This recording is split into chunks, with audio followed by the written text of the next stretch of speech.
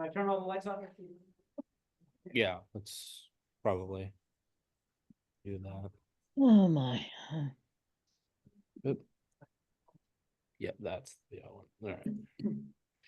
All right. So I've got a little bit of a cold going. So maybe a little bit of a we'll see. I could say that we're gonna have a shorter lecture today, but I probably won't hold to that word. Whenever I say I'm gonna finish up quickly, I usually don't.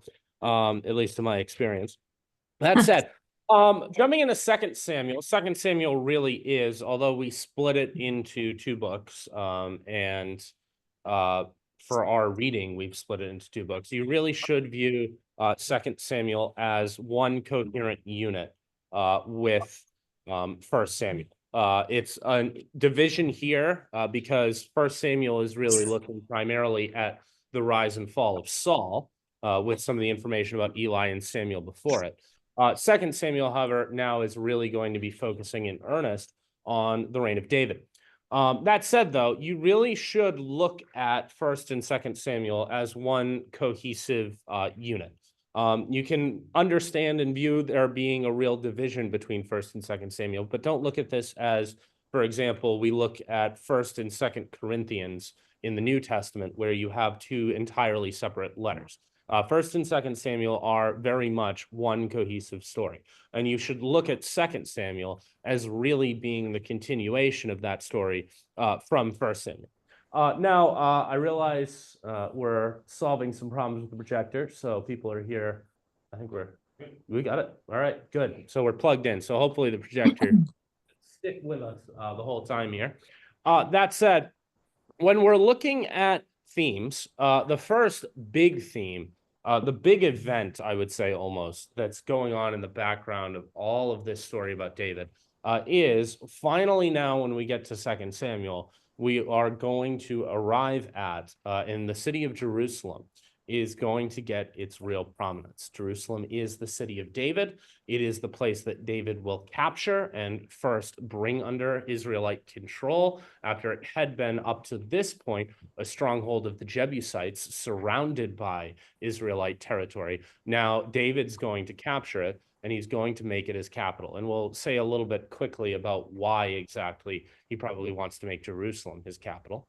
That said, second, and this is really the big question that I actually want to tackle in the lecture today, which is it's really the question I think we as readers should go into Second Samuel with, and that is we know from First Samuel 13:14, that David has been described as a man after God's own heart, and we know this language pretty well. This is when most Christians hear the name of David, they will recognize him as being significant not only because he is going to be the forerunner of the line from which the house of David, from which Christ will come, but because David is the man after God's own heart.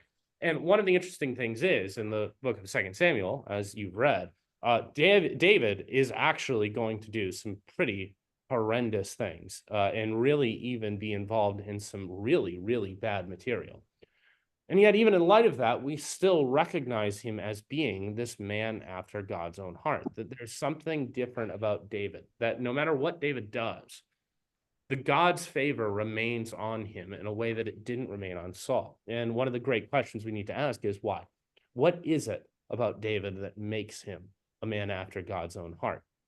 Finally, the faithfulness of God continuing through all of these bad things. And there really is a lot of intrigue and a lot of back and forth and murder and assassinations going on and power struggles and coups throughout Second Samuel. It is kind of a Game of Thrones type situation where you really do have these power struggles going on around a kingdom, which really is a certain ways a fulfillment of what Samuel was warning back in First Samuel, in the sense that if you raise a king among you, you're going to end up with all of these things that happen once you have a kingdom, namely these power struggles with constant civil wars and things like this. Well, that's going to come to fruition here.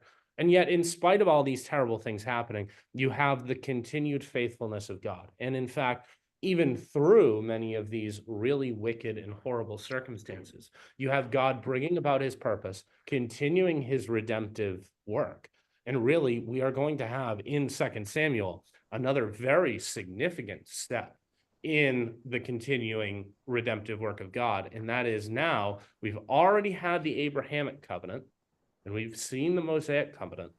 Now we're going to get in 2 Samuel 7, the Davidic covenant, where God is now going to even zoom in a little bit closer and say, well, I already said that it's through Abraham's land. It's through Abraham's line that I will bless the world. And then I selected through Moses the people of Israel as a people unto myself. Well, now we're going to zoom in even closer, and it's going to be specifically through David that the Messiah, who we know to be Jesus Christ, is going to come. And it's going to be in 2 Samuel where we actually get that statement. But like I said, the actual way I want to tackle 2 Samuel in this lecture, I'm going to do it a little bit out of order, but I want to frame it primarily through this question, which is, what is it that makes David a man after God's own heart? What is it about David that makes him so different? And I'm going to highlight three characteristics, I think, that really make David stand apart from certainly Saul, but from what we would normally expect to see in a king during this time period. When I was going through 1 Samuel, I was saying that one of the things that makes the kingship, that makes the idea of being a king of Israel so dangerous, is that so commonly in the ancient Near East, you would have kings really view themselves as, first of all, being the manifestation of their people. But worse, you would oftentimes see kings start to view themselves as being actual gods, manifestations of the gods to their people. And we see right there a real sense of idolatry, and it's a highly problematic situation. However, David is going to view himself in a really different sense, in a way that God really wants to see the kings of Israel actually present themselves, and that is as a representative of the people to God, and really leading them in the ways of Yahweh, in the ways of the one true God, and not towards false gods. And so David is going to be able to do that. And he does that, I would say, because of three primary characteristics. The first is David's compassion. David's compassion is constant throughout this book. In fact, in our questions at the beginning, somebody already commented, I can't remember who, I apologize. But somebody already commented, we constantly see with Saul, with others, David just continuing to have mercy and feeling bad for and having genuine compassion for people who want the worst for him. And this ability for David to have compassion is one of the things that, one, might to a reader actually make you think he's a little naive or really even get a little frustrated with him. But it testifies to the fact that there's something different about David. There's something different from David from the other kings who are going to see, certainly Saul. We also have David's passion. David might be compassionate, but he's not just some apathetic person who's just going to let everyone walk all over him. And he's not somebody who is not going to feel things strongly. In fact, when David cares about something, and what he cares about is very often the most important thing, and that is the Lord and honoring the Lord, he feels it very, very strongly. And it's David's passion also that makes him a man after God's own heart. You see that in that phrase, the idea of being after God's own heart. There's a real sense of pursuit, and there's a passion element in there that makes David significant. And finally, David's hatred of evil. David, when he sees evil, is going to not tolerate it. He's going to react negatively to it. And this is nuanced even, because David is going to see a lot of evil outside of himself, but he's also going to be confronted at one point, famously in 2 Samuel, with evil that was within himself. And even in those circumstances, when David could have reacted very badly, he's going to react not badly against the person who's rebuking him, but he is going to realize and horror the evil that he did. And so David's real hatred of evil is another thing, another characteristic that makes him a man after God's own heart. So I want to zoom in on each of these and just look at it, and it'll take us through some of the major steps of the book of 2 Samuel. And the first one is David's compassion, specifically as it relates to Saul, but also we could say Saul and Jonathan. And that actually leads us to our first big question, I would say, leading into 2 Samuel, coming out of 1 Samuel. And that is, we seem to have a little bit of a contradiction here in terms of how we're describing the death of Saul, because 1 Samuel 31 verses 4 and following says that Saul falls on his own sword, that he commits suicide, that he kills himself. And then in 2 Samuel 1:10, the Amalekite comes to David and says, I did it. I finished Saul off. And so you have some options with how you interpret this. I would say if you're looking, and I think this is an important reason why you look at 1st and 2nd Samuel, although we've divided them as one coherent unit, this is not a contradiction. The people responsible, and unfortunately it's an unknown author, but the person or people responsible for compiling our books of 1st and 2nd Samuel are well aware of the fact that we have here two apparently contradictory stories for how Saul is actually going to meet his end. Now, you can say, it's possible to say, well, both can be right, and that is Saul maybe fell on his sword. It dealt him a mortal blow, but he did not die immediately, and then the Amalekite comes and finishes him off. And I think that's a perfectly reasonable explanation. I think, personally, if you're reading in context of the themes of 2nd Samuel, especially in the sense of if you're keeping your eyes peeled for how David is, to a lot of the people around him, shockingly different from many of the kings around Israel, or the way that you would expect a king to act. I think there's almost a commentary here going on in the way that this unfolds, because I think David originally kills himself. Saul falls on his own sword and kills himself.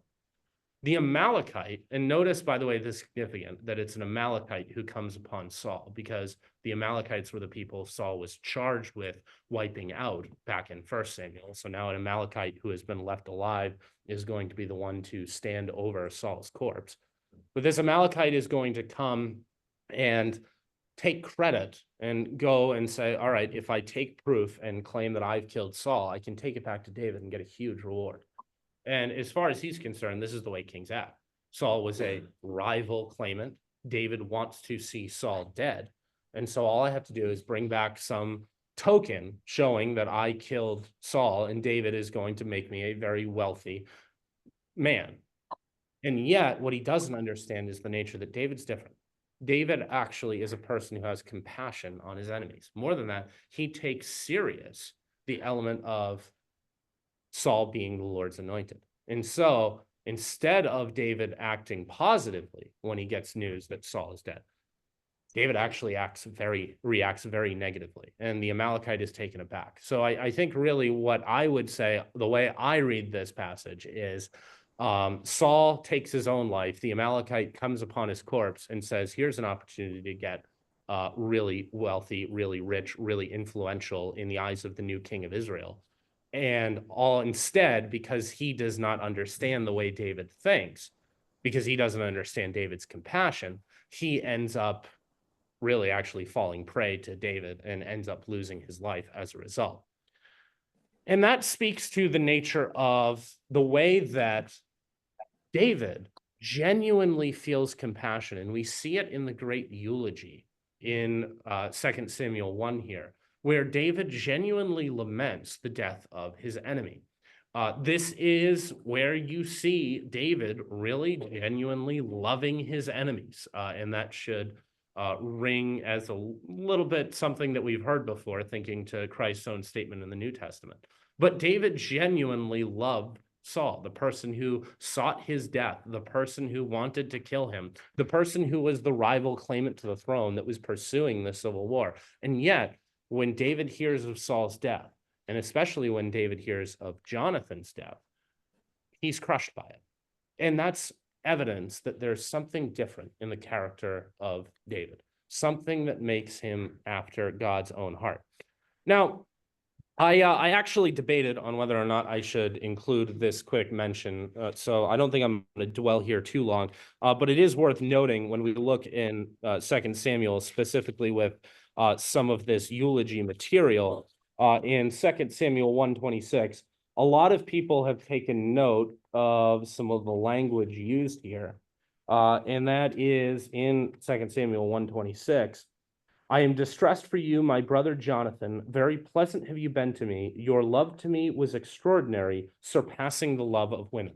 And it's unfortunate the way that a lot of people use scripture in order to argue that this is a verse which is clearly, one, making it overtly clear that there was a homosexual relationship between David and Jonathan, but number two, endorsing that homosexual relationship. Now, number one, I would say that really shows, one, how sick these people are that they're reading that into this passage, but two, tragically, the way that so much of our culture has such an underdeveloped concept of love, really not viewing any sense of love outside of the real idea of sexual. And so what you have here is a genuine love between brothers.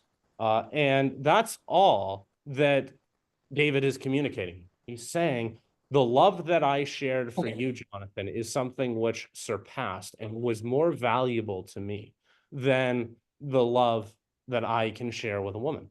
It's not to say that it's more important, that it's somehow a sexual pleasure or a sexual love. But it's a different kind of love. I've actually, in preparation for something I'm going to be teaching in one of my classes here soon, been spending time in C.S. Lewis's four loves.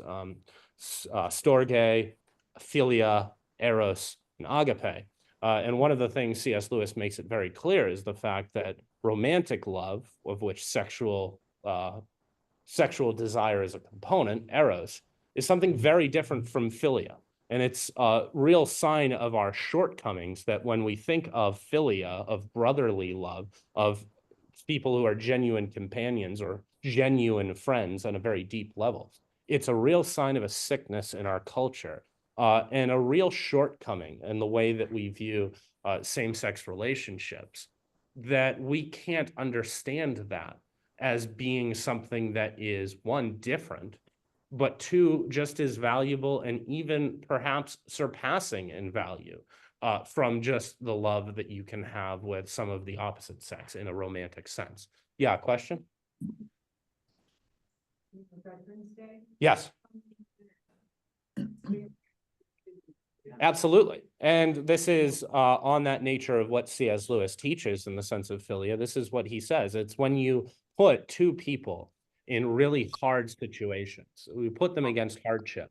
And then in the midst of that hardship, not only do they grow and bond, but they also start to see the same traits in one another. And they start to see that, as C.S. Lewis puts it, that they both see the same truth and see the world in the same way. There's a bond that forms there that's incredibly powerful and incredibly valuable.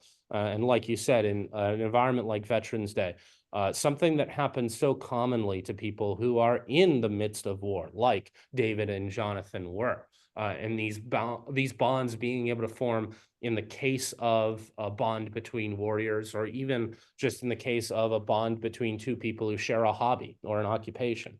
It's something which the idea that we can't see this as a culture anymore is a real sign that something is lacking in our culture and that something which is very valuable has been lost. Something that I think maybe speaks to one of the ways that, and one of the reasons why we're struggling as a culture.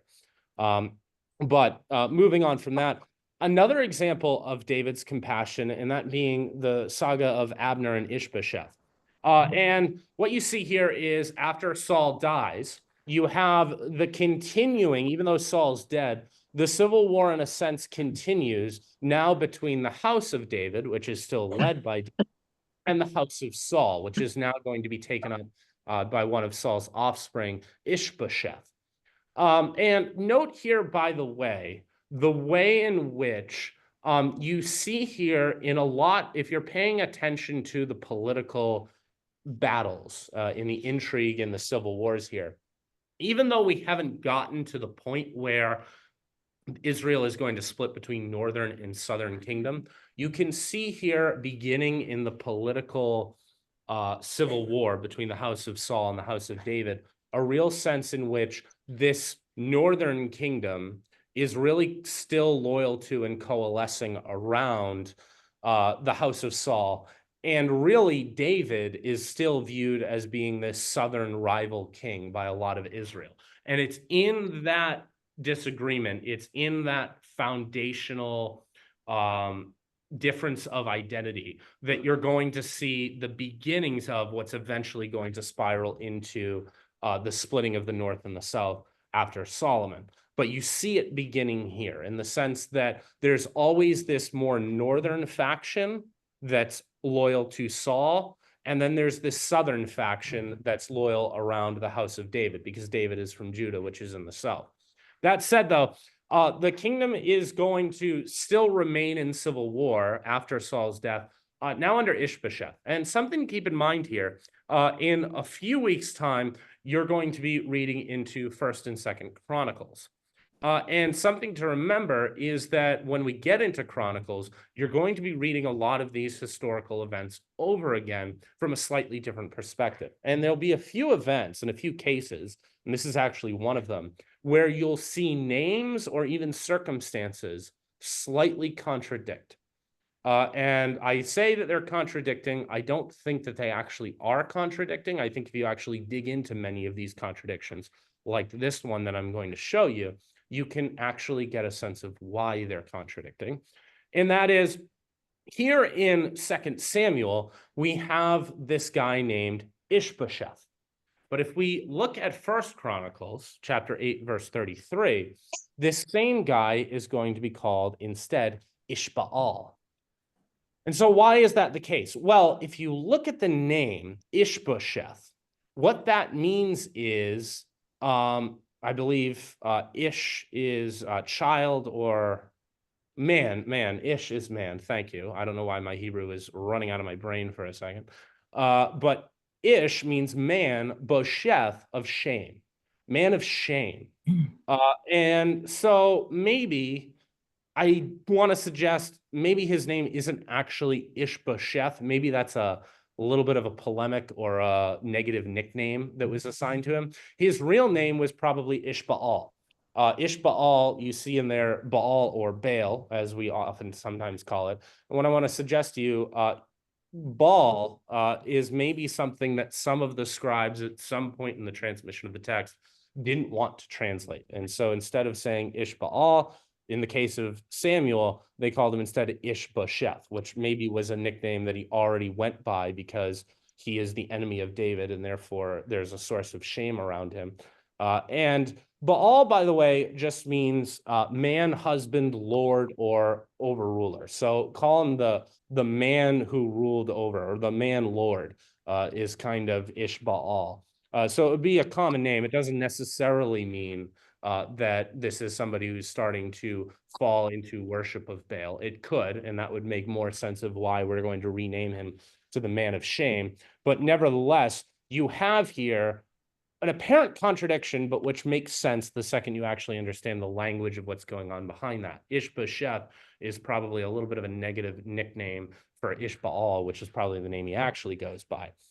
That said, Ishbosheth ends up getting the support of Abner, who was Saul's general, and trying to continue the war on after it. However, Abner ends up realizing that Ishbosheth isn't going to take his advice on things, and Abner ends up leaving and joining with David. And once he does that, David's political situation is strengthened significantly.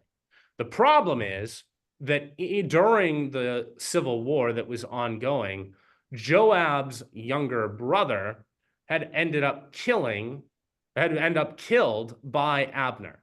And when Abner ends up joining David, David ends up inviting Abner in, welcoming his enemy, partially because once Abner's with David, now the civil war is virtually over because his political faction pulls in far too much influence. And this is why Ishbosheth is going to end up dead not too long after, because he's really finished once Abner leaves. Abner is the real power.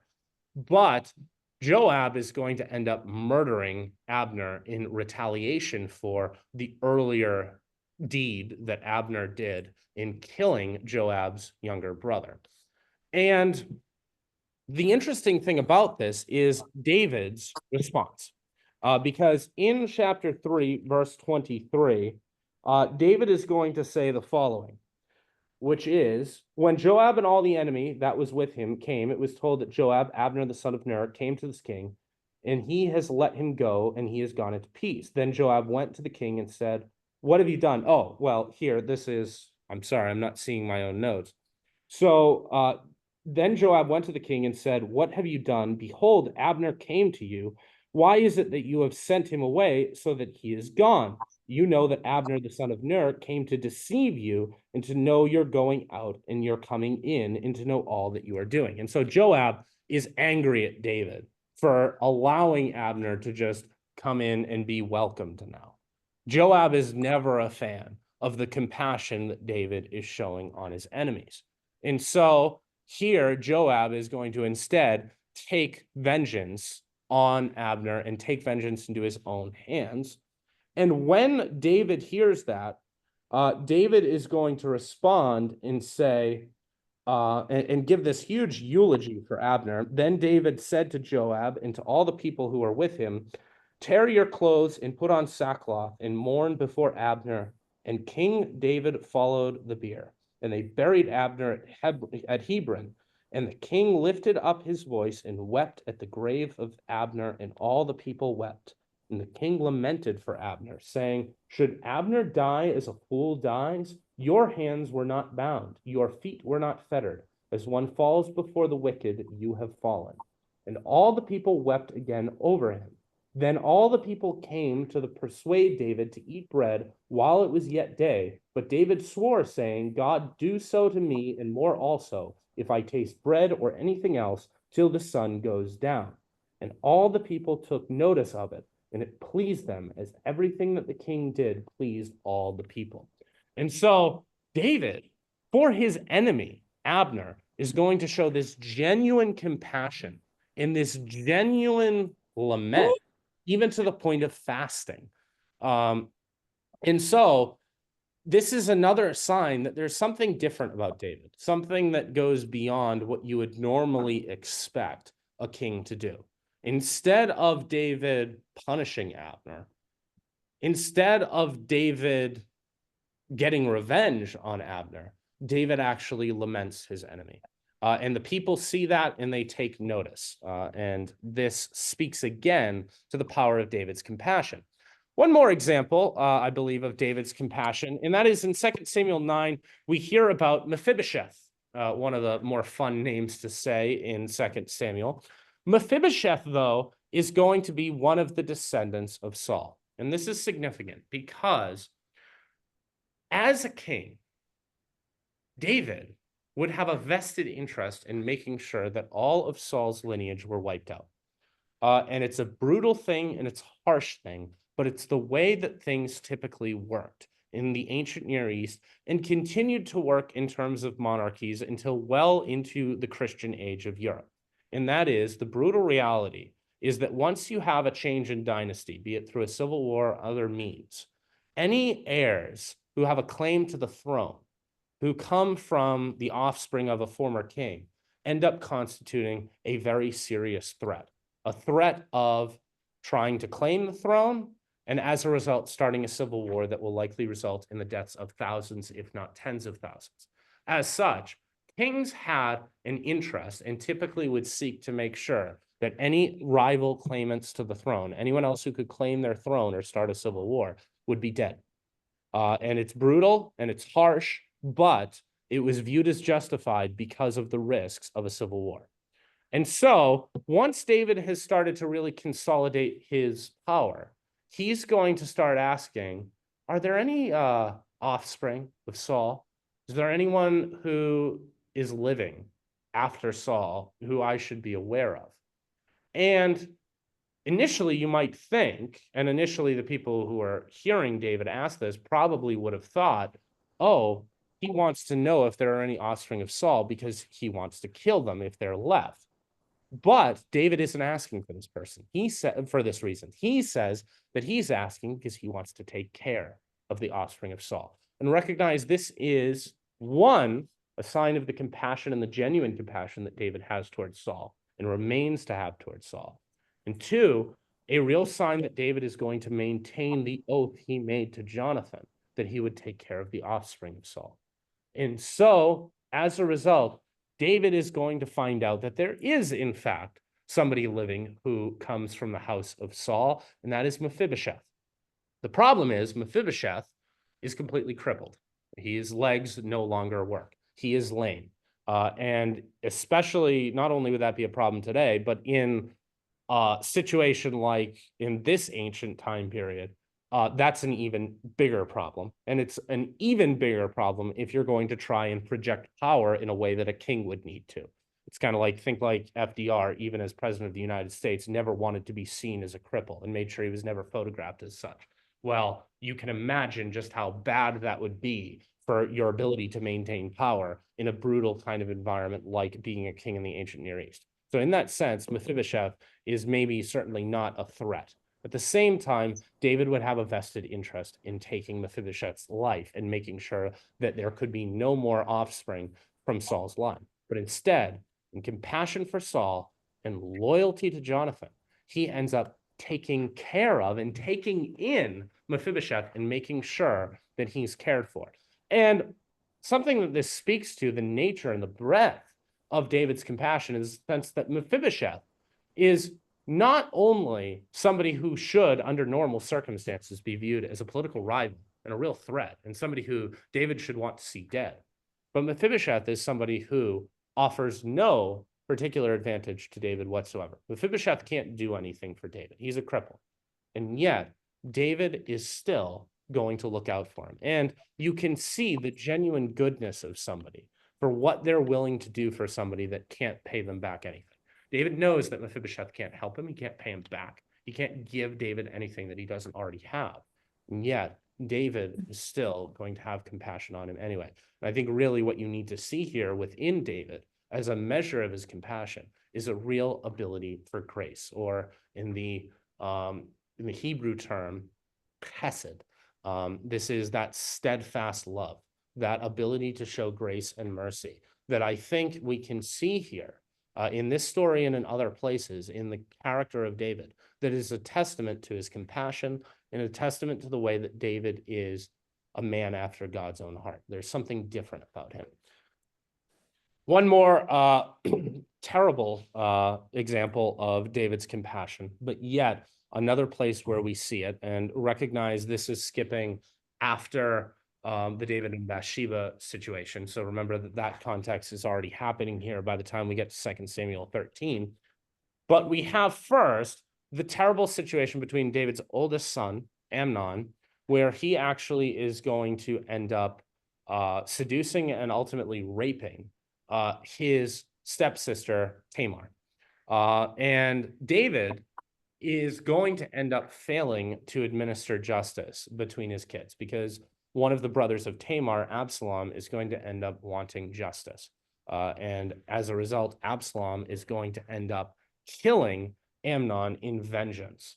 And it turns into this whole spiraling situation, to the point where Absalom kills Amnon because it's clear that David's not doing anything. And Absalom has to run away. And David is furious, of course, because Absalom has now killed his oldest son. But it takes a wise woman of Tekoa brought from Joab in order to make David see the reasonableness of bringing Absalom back. And this wise woman of Tekoa comes to David, tells him this parable. It almost seems a little bit in parallel to what Nathan does, but it's a little different because I think the motives are quite different, of course. But nevertheless, it takes Joab through this woman of Tekoa to make David see reason in order to bring Absalom back. By the way, a little bit on the background. Does anyone remember where Joab is from? Did anyone catch that detail? Because Joab is kind of David's hitman. Like, if David needs the dirty work done, Joab's going to be the one who needs to do it. But did anyone catch where Joab's from? Bethlehem. He's from Bethlehem, just like David. Yeah. You can kind of almost see that David and Joab maybe grew up and they know each other pretty well. And well, this they're is why, cousins. Yeah, they're cousins. Yeah, their mothers were there. Yeah. Was By the way, like that. A nephew, I guess. Yeah, I think that's a good way of putting it. And this makes complete sense, by the way, because sometimes we might think like of Bethlehem as being a pretty good sized town. Bethlehem's a little village. So if you have two people from Bethlehem, they're almost certainly related in some sense. And so that's just the reality. And since Joab and David are both from Bethlehem, it's not at all a stretch to one say they're related, and two to say they are of similar age and almost certainly knew each other growing up. Which is probably part of the reason why Joab knows to do this and how to get on David's good side and say, if I want David to bring Absalom back, I get this woman from Tekoa. Tekoa, by the way, is a city nearby Bethlehem. And get her to come in and make David see what I want him to see. And David is going to forgive Absalom and let him come back in, but it's only a partial forgiveness here originally. And this is because David is not going to let Absalom anywhere near the palace. But then, as a result, Absalom, who ends up being a really handsome guy and looks like a king and is politically quite ambitious, ends up starting to curry favor and ends up making himself very apparent and very public in solving problems and getting the favor of the people. And then he travels down to Hebron and he ends up setting up essentially declaring himself as king and starting a civil war against his father, against David. And two things to note here. First of all, here you see the fallout of some of the punishment from what had been promised in terms of punishment for what happened with David and Bathsheba. Number two, notice some of the political element of what's going on in the background here. Does anyone remember that Hebron is the prominent city, probably the most powerful city of Judah? And this is the place where David originally had his capital. Now, David is going to move his capital further to the north, to Jerusalem, partially as a compromise with the northern kingdoms. And so what's going on here partially is that Absalom is kind of appealing to the southern kingdoms and saying, David is starting to get too friendly with the northern kingdoms, rally around me and I'll make the south great again. This is sort of what Absalom's doing here. So you see here the continued struggle between north and south. That said, David, rather than trying to kill Absalom, is going to flee. And David is going to order Joab, in fact, to go easy on Absalom. Unfortunately, Absalom ends up caught in a tree. And when David finds out about Absalom's death, Absalom, who led a revolt against him and tries to kill his father and tries to remove his throne, David is once again lamenting and weeping. And it's another sign that there's something different about his compassion. And I think we need to speak here a little bit to what Joab says in reaction to seeing this. In that when Joab sees David continuing to cry now for Absalom, another person who's tried to get rid of his throne, he says, you have today covered with shame the faces of all your servants. Instead of celebrating the death of Absalom, you have covered with shame the faces of all your servants who have this day saved your life and the lives of your sons and your daughters and the lives of your wives and your concubines, because you love those who hate you and hate those who love you. That's your problem, David. You love those who hate you and hate those who love you. And here I think we're starting to try and answer the question of what makes David a man after God's own heart. You see right there, going to Matthew 5, the exact instructions that God gives us to love our enemies.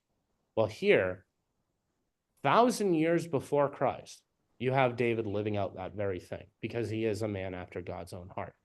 Now, I want to say quickly a little bit about the nature of Jerusalem. I've said here a few times in passing, it's very politically shrewd for David to set up his capital up here in Jerusalem. Number one, because he knows that there is a real compromise that needs to be struck in order to keep the northern and southern kingdoms together. And he can't keep his capital in the south, in Hebron, and keep the northern tribes on his side. So instead, he decides to move his capital up to Jerusalem, which is actually within the tribal territory of Benjamin, which Benjamin is the tribe of Saul. So he's moved his capital into the tribal territory of Saul on the border of his own tribe of Judah.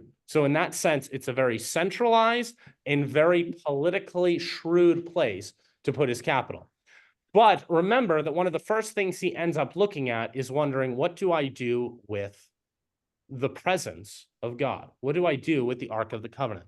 If you think back to 1 Samuel, remember that after the Philistines load the Ark of the Covenant on a wagon, put some of those sculptures in with it, and send the Ark of the Covenant back by itself to Israel. It originally arrives at Beit Shemesh, but Beit Shemesh says, we don't want the Ark. It's a little bit too dangerous here. And so they send it up here to a place called Kiryat Yearim, which up from that point through the reign of Saul up to now with David, that's where the Ark of the Covenant has been kept. Kiryat Yearim, by the way, is still around today. It's today identified with the Arab village of Abu Ghosh. Abu Ghosh is significant because Kiryat Yearim is actually very located right in the middle between Jerusalem and specifically Ben Gurion Airport, but we could say Tel Aviv as well. And so it's kind of the halfway mark between Tel Aviv, which is the main Israelite kind of city, and Jerusalem. And actually in the wars where Israel was originally fighting for its independence, Abu Ghosh was noteworthy because Abu Ghosh was one of the only Arab settlements that actually helped the Israelis in their war. Kind of interesting that it's the location where the Ark of the Covenant was located for a long time that ends up helping the Israelis. The Israelis are very proud of that, and they take good care of the Arabs in Abu Ghosh for that reason. But that's what we identify with Kiryat Yearim. There's also, by the way, a monastery there today, a Catholic monastery dedicated to the Virgin Mary. Why? Because the Virgin Mary in Catholic theology is viewed as a fulfillment of the Ark of the Covenant because she's the one who bore God. And the Ark of the Covenant is what bears God's presence. So interesting to think of it in that regard. That said, I want to speak a little bit, and I know I have to move a little bit quicker here, to David's passion. Because when the ark is moved and David brings the ark from Kiryat Yearim up to his new city of Jerusalem, there's a real sense of genuine joy. David is off the walls with excitement. This is not something he takes passively. This is something that he is genuinely excited about. And it speaks to his passion that this is not just something he takes as my religious commitment that I need to do in order to be a good king.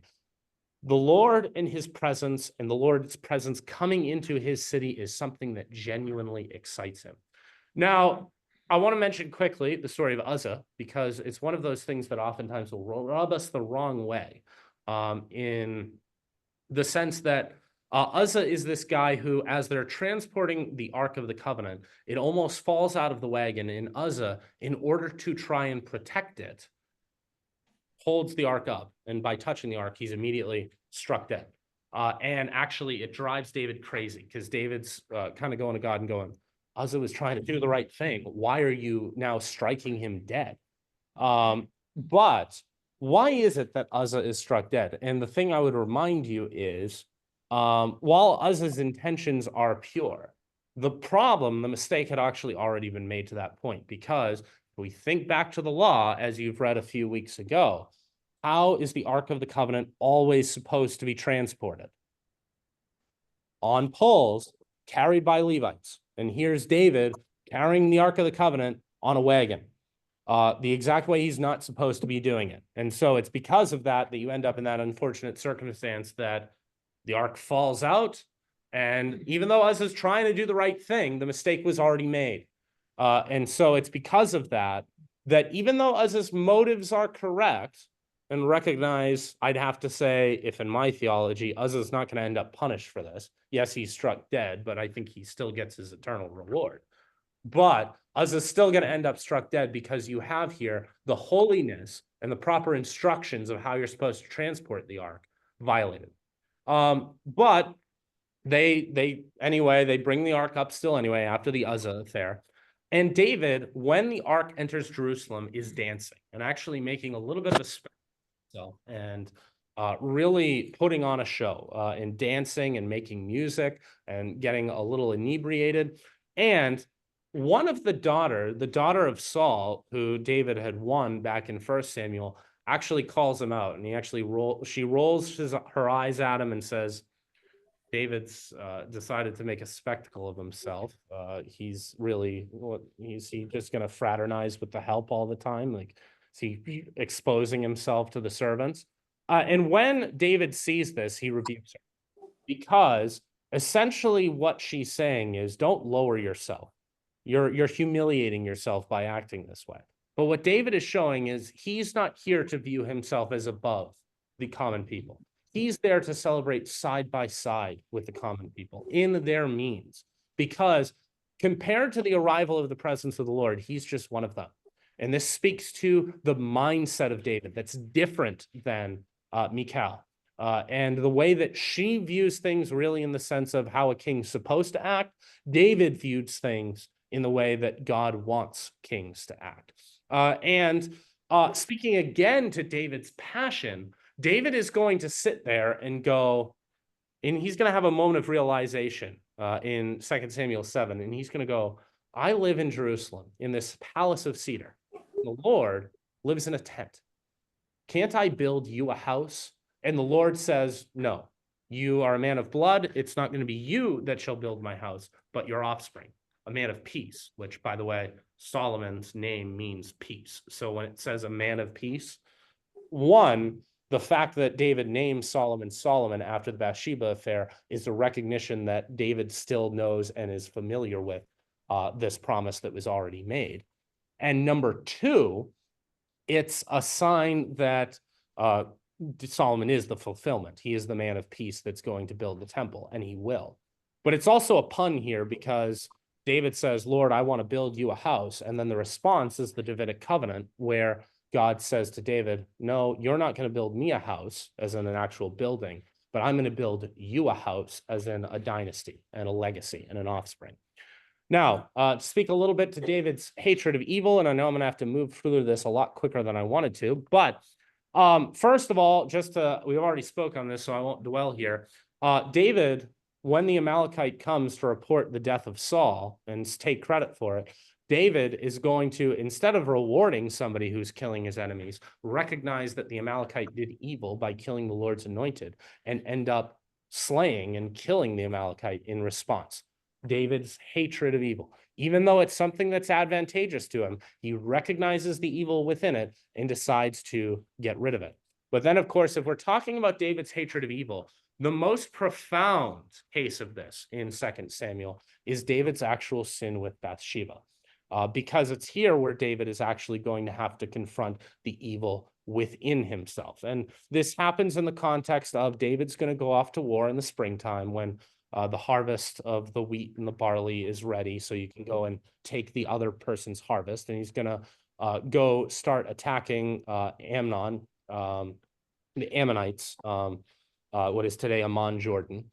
And something to note is the way that Uriah, the Hittite, a foreigner, is going to be so upright in his actions. And we spoke a little bit about this before the lecture.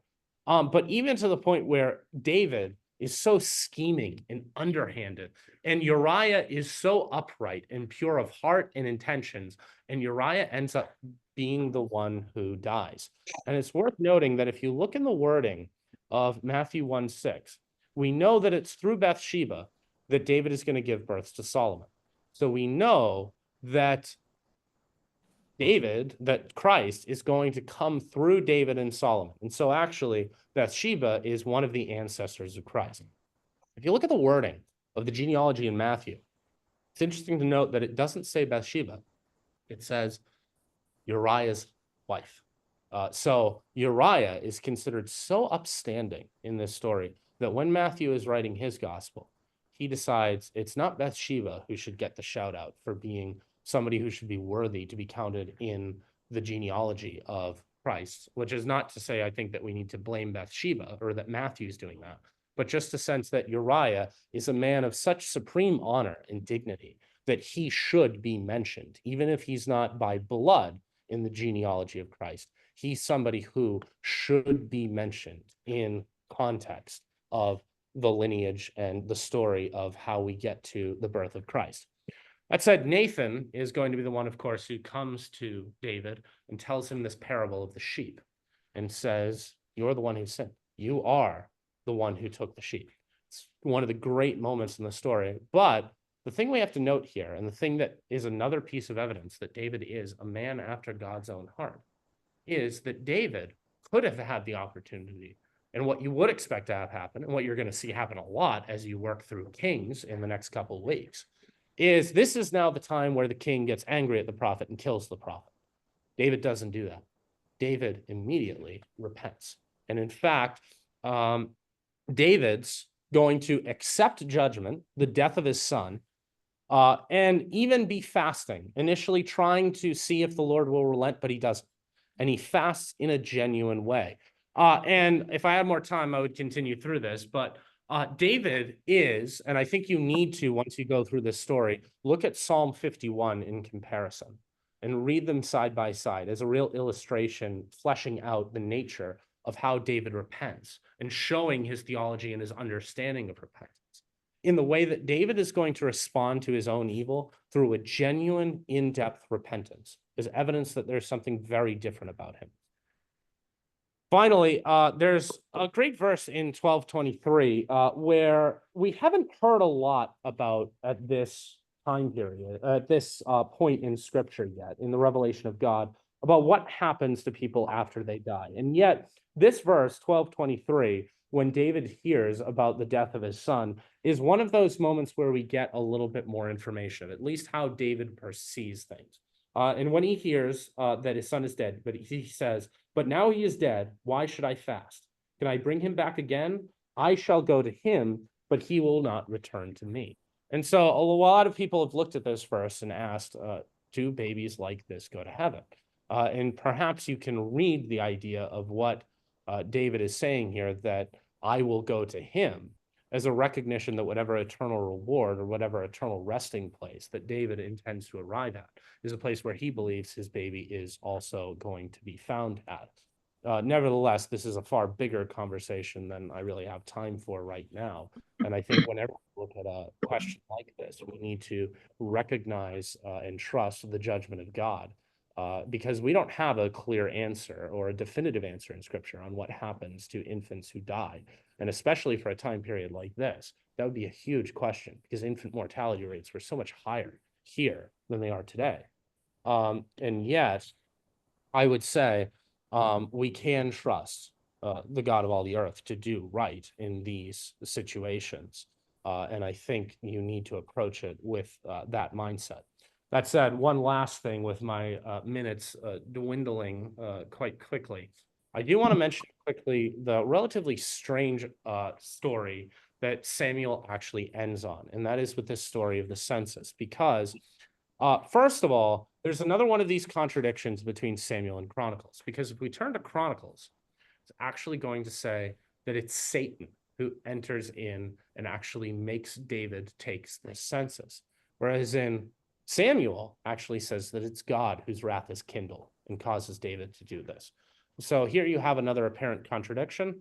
I don't think this is a contradiction, though, because what I think it shows is the way that even Satan in his schemes are subject to our sovereign God. And so God is able to command and control Satan in order to bring about what he wants to see done. And in this case, it's to tempt and put David through another trial. But that does lead us to the big question, which is when David takes the census, and he seems to take it so seriously and say that I sinned by doing this, what did he do wrong? Because it isn't really clear from the outset what exactly is so sinful about this act of taking a census. I've seen this argued two ways. The first way that I've seen this argued is what David is doing, what's really causing this to be a sin, is the motive behind why David is taking this census. And that is, he's no longer trusting in the Lord, he's trusting in his own military supremacy.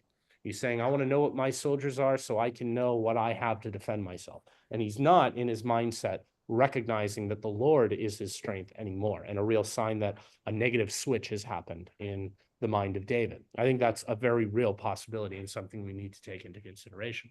Something else to keep in mind, though, is if we really pay attention to the law, specifically with a passage in Exodus chapter 30, verses 13 through 16, one of the things that's commanded is whenever a census is taken, you need to take a half shekel of wheat from each person in order to be offered up to the Lord. And this is something that they don't do. So in this sense, perhaps, and this is one of the reasons why Joab immediately knows that they're doing the wrong thing. This is why they know that this is a sin, is because they're failing to do the census in the right way. And we know for a fact that David did sin either because he failed to do this when he should have, or because his motives were impure, because David himself immediately recognizes, I sinned, I did the wrong thing, and it's time for me to be punished. David, though, is quite shrewd because God actually offers him, he says, there's 3 different ways you can be punished: 3 years of famine, 3 months of being subjugated by your enemies, or 3 days of plague. And he decides to go with the plague. Why? What's his reasoning? Because rather than being delivered into the hands of my enemy, I'd rather be delivered into the hands of my God, because my God might have grace and mercy. And he does this, and 70,000 Israelites die because of this plague. But before the plague gets down to Jerusalem, God is going to relent by having David purchase this threshing floor of Arunah, or the threshing floor of Aravna, as you might also pronounce it from Hebrew, but which in your Bibles is probably Arunah. And it is this threshing floor where David is going to set up an altar and start making sacrifices, which will appease the Lord and help him to relent. The reason why this is significant is because this threshing floor of Arunah is actually a place where we've seen come up in Scripture before, whether you realize it or not, and it didn't go by that name. This is the same place that Abraham brought his son Isaac in order to bind him and potentially sacrifice him. And this is the exact location where the temple is soon to be built by Solomon. And so it is from this trial and from this temptation that David is going to end up purchasing, and God is going to start bringing about the next step in his redemptive plan, and that is the creation of the temple. And that, knowing that I have gone even beyond what I'm supposed to, that is the end of the lecture for what I have today. So I'll definitely hand it over to Mr. Mike.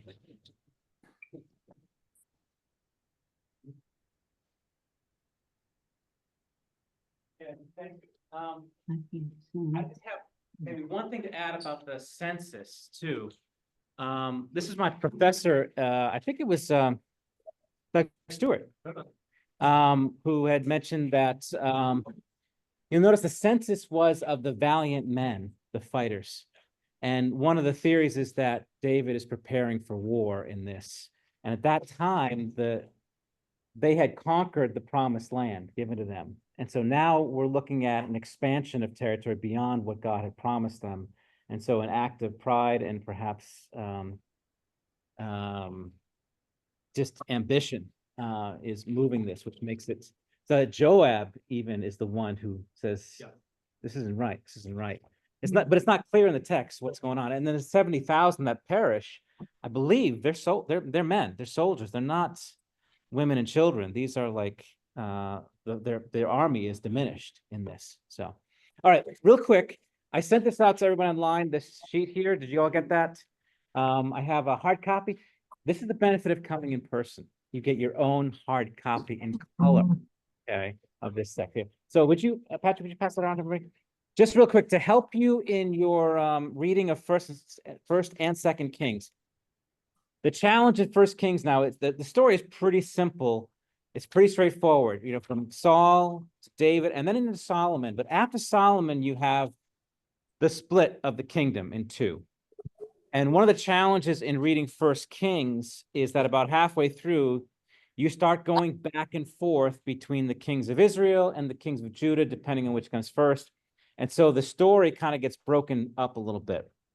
So this chart perhaps can help you see that. I want you to notice something on the chart. On the, let me see if I can pull it up for you here, if everyone has a moment to do that. Sorry. Let me pull this off here. Okay, be better here. All right, so on the chart, you'll notice a couple things. It's a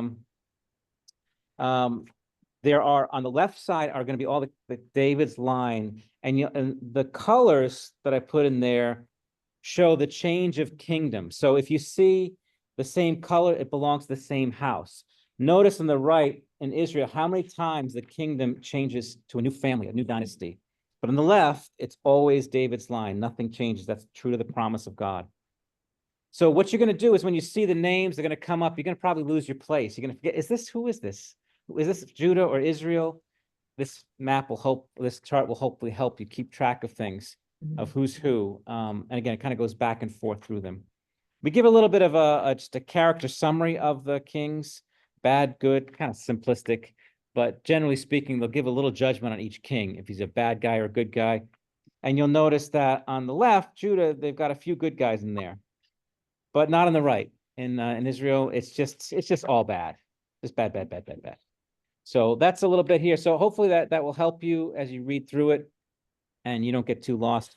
The nice thing is when we get to Chronicles, you don't have this split. They kind of ignore Israel and just focus on Judah. And also, Kings is going to be a little bit depressing reading, because the purpose of Kings is to explain why God will send them into exile. And so it's really going to highlight the dark stories, the darkness of it. Chronicles is different. It has a different purpose to it. So don't get too discouraged. The point is to show why these people deserve to be kicked out of the land. So you will certainly come away with that conclusion by the end of it. Okay. All right, that's it for me. Let's pray and let's see. Pause for a second.